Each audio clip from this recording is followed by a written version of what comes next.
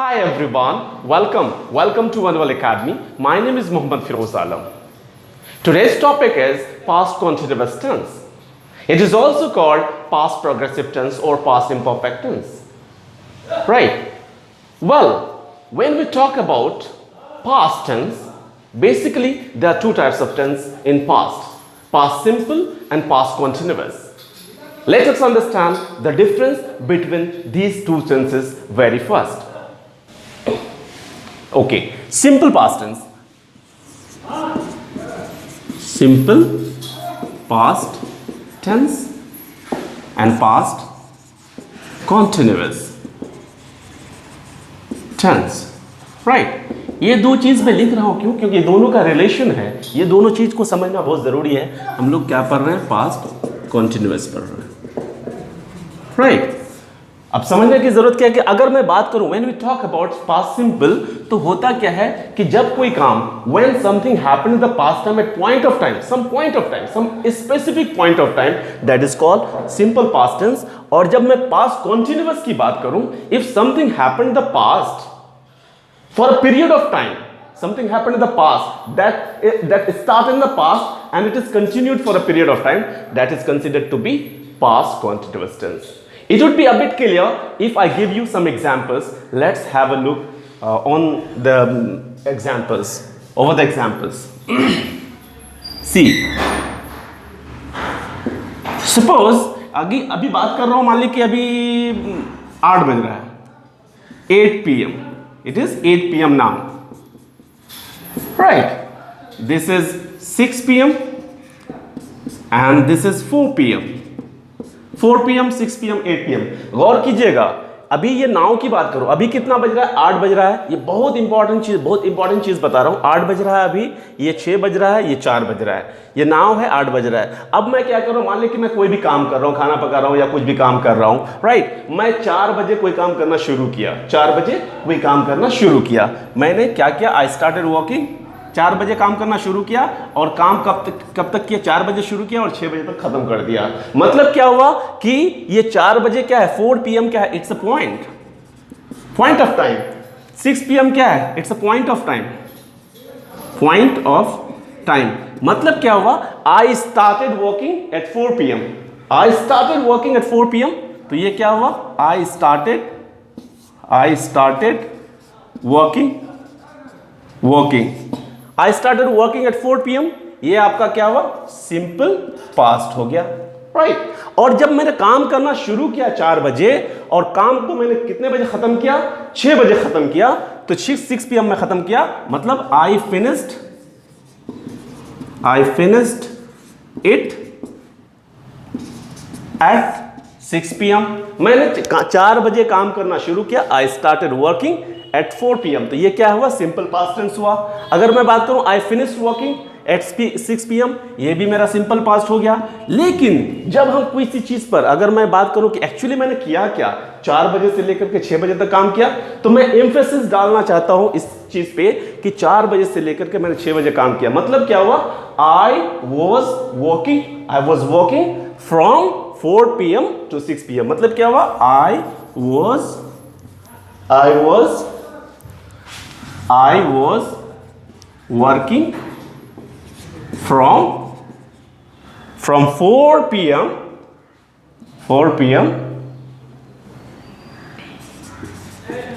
to 6 PM. तो I was working from 4 PM to 6 PM. मैं क्या कर रहा था? एक्चुअली मैं क्या कर रहा था? 4 बजे से लेकर 6 बजे तक काम कर रहा था. तो इसको हम लोग क्या करेंगे? पास्ट कंटिन्यूअस में रखेंगे. मतलब सिंपल वे में हम समझेंगे कि कोई भी काम जब पास्ट में होता है, ठीक है, something happened in the past time for a specific period of time, right, for a specific point of time. जैसे 4 बजे काम करना शुरू किया, आई स्टार्टेड वर्किंग, तो ये मेरा पास्ट सिंपल पास्ट हो गया. उसी तरीके से मैंने 6 बजे काम खत्म कर दिया. राइट? तो ये भी मेरा क्या हो गया? I finished working at 6 PM. तो ये भी मेरा सिंपल पास्ट हो गया. लेकिन जब आप एम्फेसिस डालना चाहते हैं कि एक्चुअली मैंने किया क्या, 4 बजे से लेकर 6 बजे तक काम किया, एक्चुअली मैं कर क्या रहा था? I was working from 4 PM to 6 PM. जब इस तरीके से कोई बोलेंगे हम लोग, तो ये आपका आ जाएगा पास्ट कंटिन्यूअस में. बाकी जो क्योंकि ये पीरियड ऑफ टाइम की बात कर रहा हूँ, 4 बजे से लेकर 6 बजे तक, this is a period of time. और ये 4 बजे क्या हुआ? ये पॉइंट ऑफ टाइम. 6 बजे क्या हुआ, पॉइंट ऑफ टाइम, तो पॉइंट ऑफ टाइम में जो हुआ तो ये हो गया आपका क्या, सिंपल पास्ट, ये भी point of time simple past, period of time की बात हो रही है वो आपका हो गया past continuous, that's it. Okay, अब हम लोग बात करने जा रहे हैं स्ट्रक्चर्स का। जैसे हम लोग पढ़े हैं, जैसे प्रेजेंट कंटिन्यूअस पढ़े, उसमें भी subject plus is am are plus verb four, उसी तरीके से इसमें भी subject plus was verb plus verb four होगा। जैसे अफर्मेटिव की अगर बात करूं, तो इसमें क्या होता है, subject plus was verb plus verb for. अब याद रहे कि वॉज किसके साथ लगेगा, ही या फिर शी या फिर इट या फिर नेम, ये सब के साथ वॉज लगेगा। और वर्ब किसके साथ लगेगा, ये लगेगा आपका यू या फिर दे या फिर वी या फिर प्लूरल जो भी हो, इस सब के साथ आपका वही लगेगा।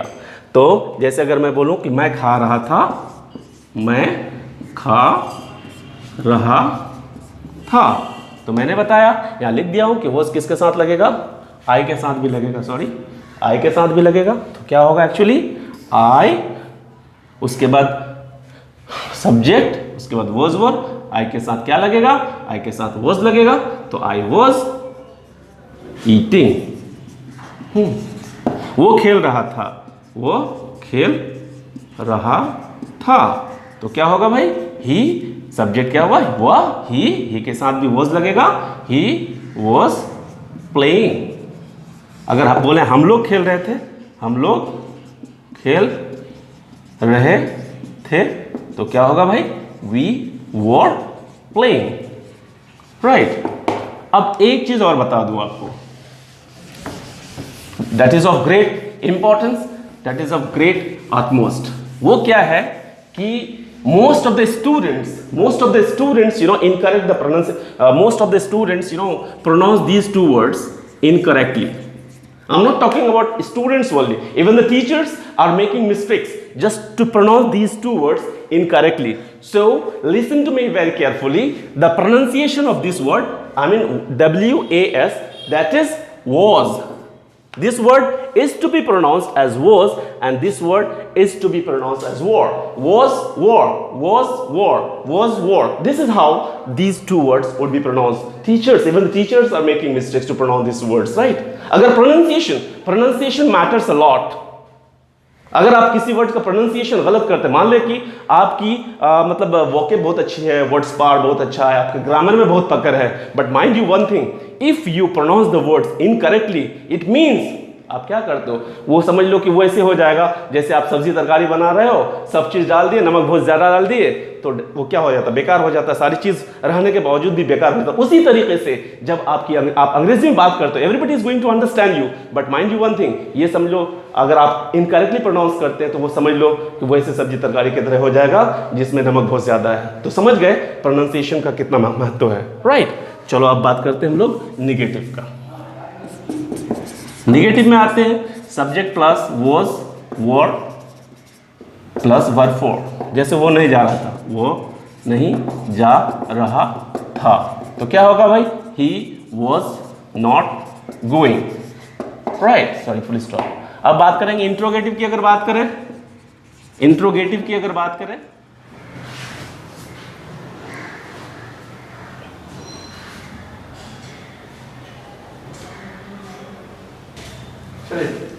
हाँ सॉरी, एक चीज़ मैं भूल गया था, जैसे यहाँ आपका नॉट छूट गया है, यहाँ नॉट होगा, तो निगेटिव का स्ट्रक्चर होगा subject plus was were plus not plus verb four. जैसे वो नहीं जा रहा था, ही वॉज नॉट गोइंग। अगर इंट्रोगेटिव की अगर बात करें तो क्या होगा, वॉज या were plus subject plus verb four then question mark. जैसे बोले क्या वह जा रहा था, क्या वह जा रहा था, तो क्या हो जाएगा भाई, वॉज ही गोइंग। अगर इसका अब मैं इंट्रोगेटिव नेगेटिव की अगर बात करूं तो क्या हो जाएगा, इंट्रोगेटिव नेगेटिव की अगर बात करूं, इंट्रोगेटिव नेगेटिव का स्ट्रक्चर क्या होगा, वॉज या were plus subject plus not plus verb for. क्या वो नहीं जा रहा था, क्या वो जा रहा था, वॉज ही गोइंग, क्या वो नहीं जा रहा था, तो क्या होगा, क्या वह नहीं जा रहा था, तो क्या होगा, was he not, was he not going, right. I hope you understood. अब हम लोग बात करते हैं WH affirmative, WH affirmative sentence, past continuous tense, WH affirmative.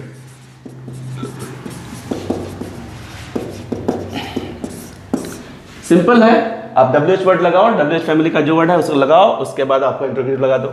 जैसे WH वर्ड प्लस वॉज या were plus subject plus verb form then question mark. वो कहाँ जा रहा था, वह कहाँ जा रहा था। तो इसमें क्या है, WH वर्ड कहाँ है, मतलब WH वर्ड पहले लगाएंगे, मतलब वेयर, उसके बाद was word according to subject, subject is वह, तो क्या होगा उसमें वह के साथ क्या होगा, वॉज होगा, वेयर वॉज ही गोइंग। ठीक है, अब बात करने जा रहे हैं हम लोग WH निगेटिव का, WH निगेटिव, WH निगेटिव की बात करेंगे तो इसमें वही होगा WH word plus interrogative negative का स्ट्रक्चर, मतलब वॉज या word plus subject plus not plus verb form. वो क्या नहीं खा रहा था, वह क्या नहीं खा रहा था। तुम क्यों नहीं पढ़ रहे थे, तुम क्यों नहीं पढ़ रहे थे। तो ये सब क्या है आपका WH निगेटिव में जाएगा। जैसे वो क्या नहीं खा रहा था, क्या होगा what, WH what है, what was, वो क्या नहीं खा रहा था, what was he not eating, question mark is a must at the end of the sentence। तुम क्यों नहीं पढ़ रहे थे, why, WH why, उसके बाद तुम है सब्जेक्ट तो तुम के साथ वर्ड लगेगा, why were you not, खेल रहे, पढ़ रहे थे, रीडिंग या स्टडिंग, जो भी हो, reading, question mark, right.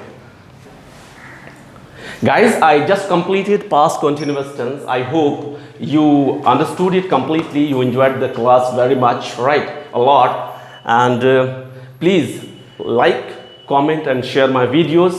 And एक चीज़ और कहना चाहूँगा, I request you guys that those who have not subscribed the channel yet, please subscribe the channel and press the bell icon.